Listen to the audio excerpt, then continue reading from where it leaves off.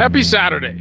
So, if you guys have been thinking about whether it's time to invest or not, it's been a little bit of a crazy year, a lot of volatility. Year ended with even more volatility with the elections. And just before this, it was a little bit hectic with obviously the pandemic and a certain individual on their crazy random 3 a.m. in the morning tweets. So, where do things stand now that Biden has won the election? Is now a time to finally invest? What are things looking like for next year?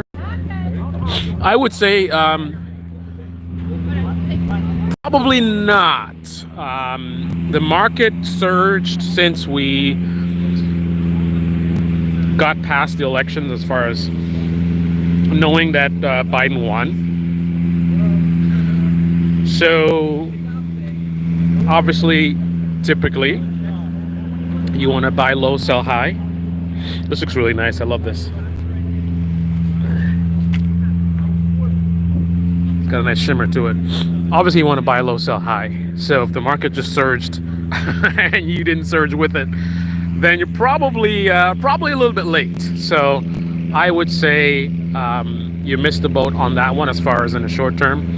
Long term, I'm looking more positive because we're getting away from the instability of the Trump administration, and I'm expecting to see some good growth for 2021. But in the short term, I would be very, very nervous about additional volatility because, as you can see, there are a lot of games being played right now with the election as far as Trump not wanting to concede, and you got certain people that are pushing a narrative that the election's being stolen.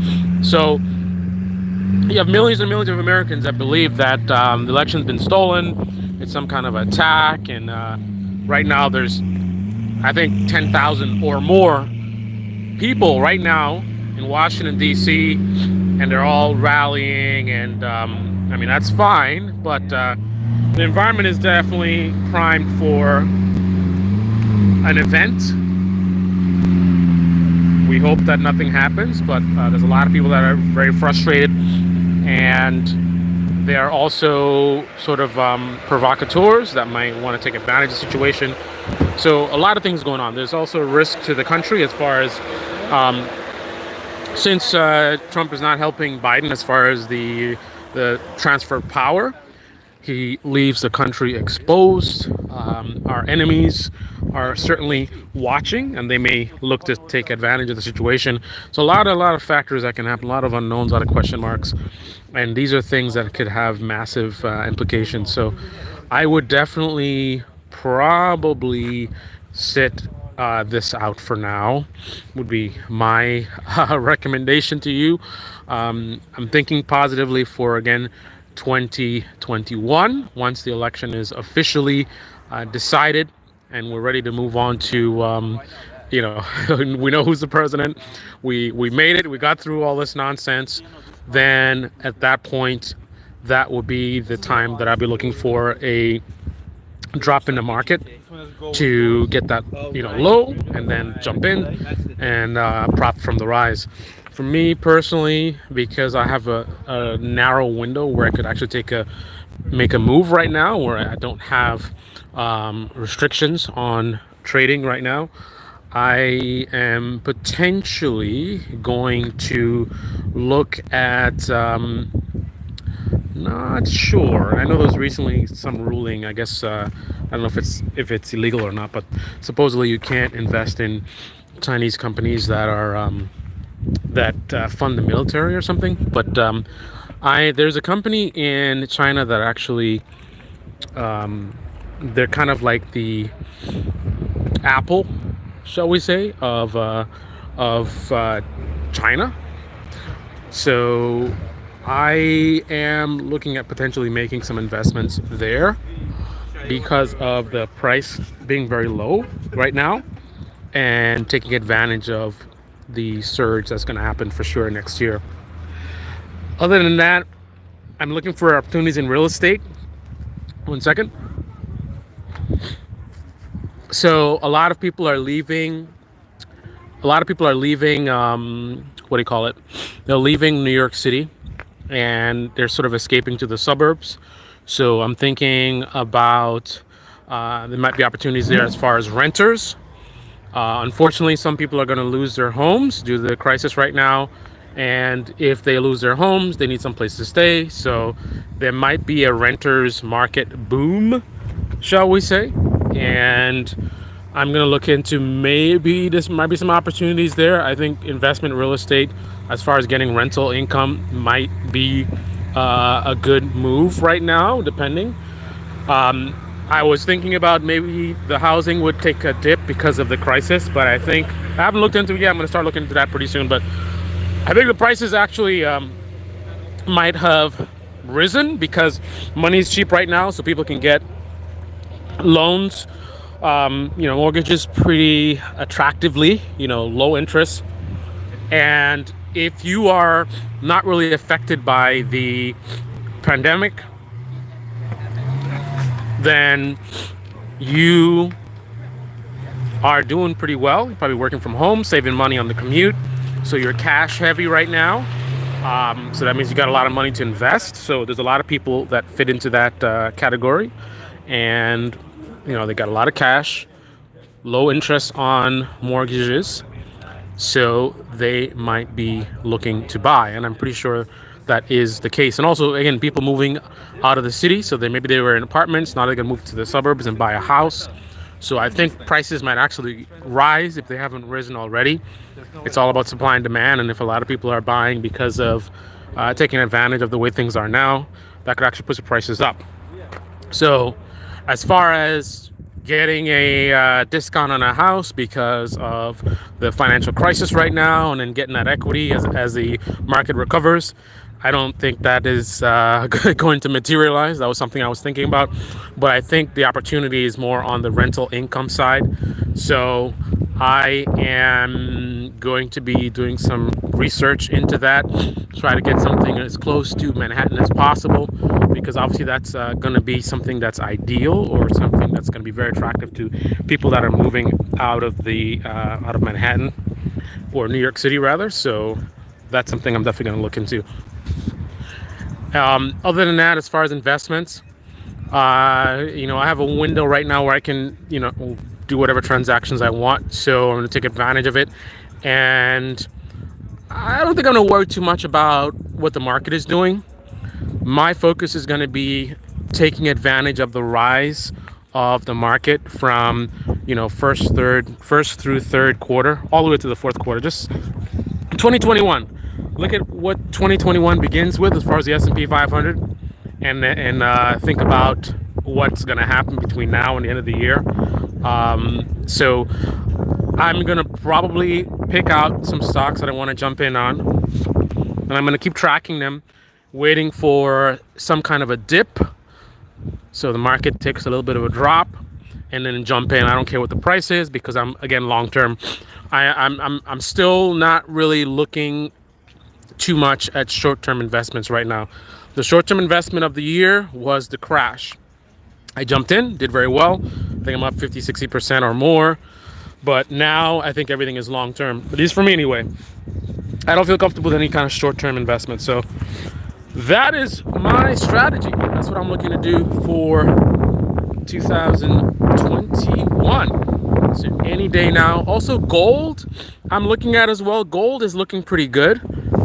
And I kind of, I remember I was talking about gold when it was probably to the 1400, 1500, 1600, something like that.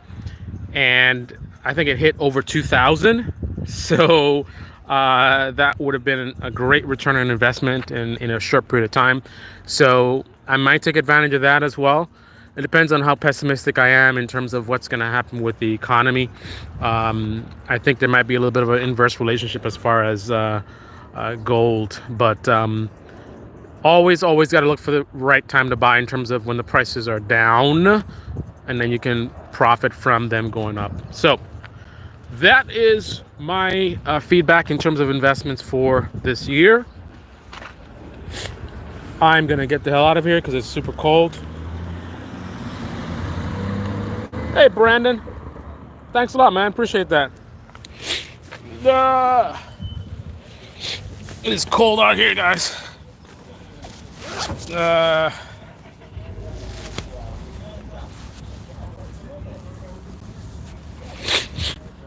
Holy smokes. So we did an event today. Where we donated turkeys to this. There's a hospice home, and we got a bunch of guys together, and we met at a meetup location, photos, meet and greet type of thing, and then we drove all the way to this. It's a hospice location, and everyone dropped off their turkeys, and then we took a ride down here to this restaurant where we just had some food to eat. But we're in the middle of a pandemic, so I was hoping there was gonna be some outdoor seating, which there is, but there isn't enough for us. So people are kind of sitting inside, and they're sitting like way too close together. I'm not down with that, guys. I'm not down with that. So I pretty much set my chair up outside and had my little pizza, and that's it. I'm out. I was actually gonna do some coding right now, but I'm not gonna be here very long because it's a little cold. A little cold for that. But I'm out here. The sun. I've been locked up a little bit for a while, in the house all the time. So I'm gonna stay out here for just a little bit, and that's it for me. So happy Saturday. Everyone be safe, and until next time.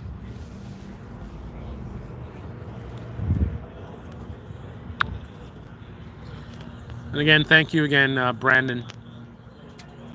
I'm out.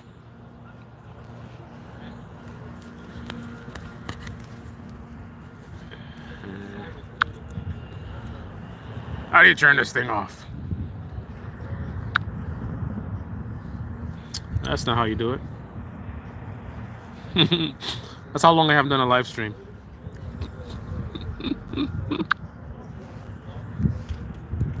Ciao.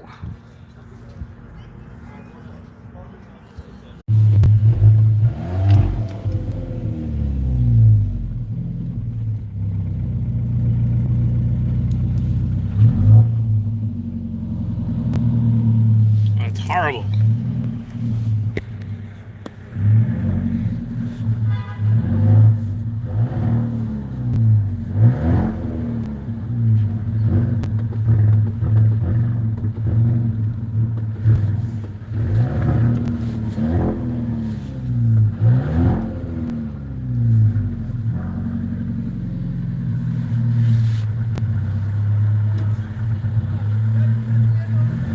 Yeah, man.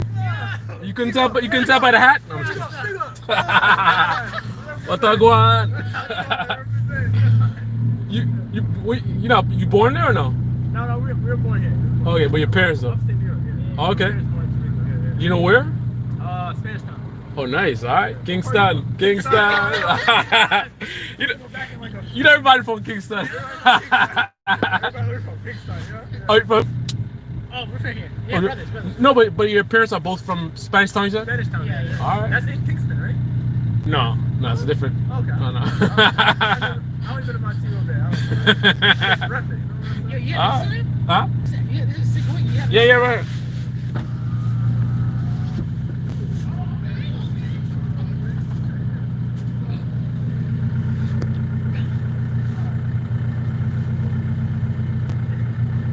Got it? All right, man. Yeah, send me a message or whatever. See what's up. I'll follow you back, all right? All right, man. Be good, man. All right, cool.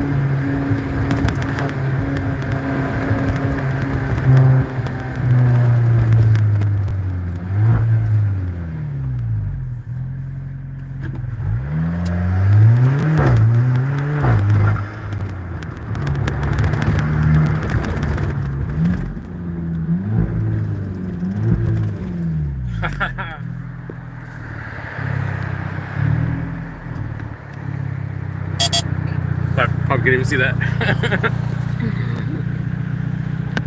All right, guys. I'm not trying to get a ticket. No tickets for me today.